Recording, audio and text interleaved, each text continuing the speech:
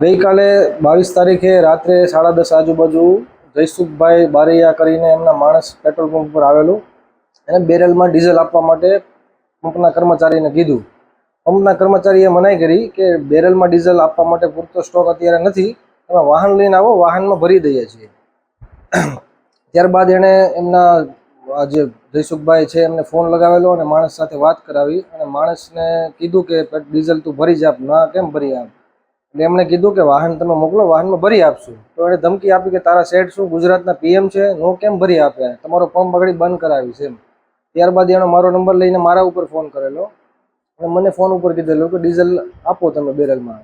અત્યારે કડક મામલતદાર સાહેબની સૂચના છે કે કોઈને 7-12 વગર ડીઝલ આપવું નહીં બેરલમાં કે ઓલામાં.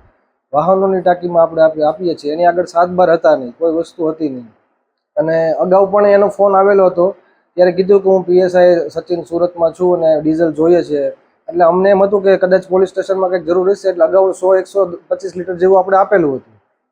ત્યારબાદ અત્યારે ના પાડતા એણે ધમકી આપી કે તમારો પંપ બંધ કરાવી દેશું, તમારા પંપને સીલ કરાવી દેશું અને તમારી ઉપર કેસ ઠોકીશ ને તમને હલવાડી દઈશ, એ રીતની ધમકી આપી હતી.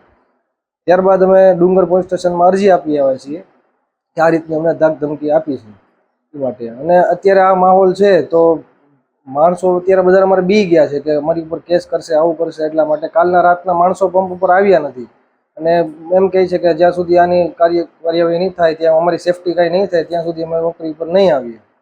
અને કાલનો રાતનો પંપ અમારો બંધ છે, પેટ્રોલ ડીઝલનું વેચાણ બિલકુલ બંધ છે. માણસો અમારા બધા બી ગયા છે અને આવું ને આવું જો રહેશે ને આવી રીતે ધાક ધમકી આપશે તો અમે પેટ્રોલ એસોસિએશનમાં રજૂઆત કરશું ને બધા પંપ મળીને અમે સમગ્ર હડતાલ કરીશું.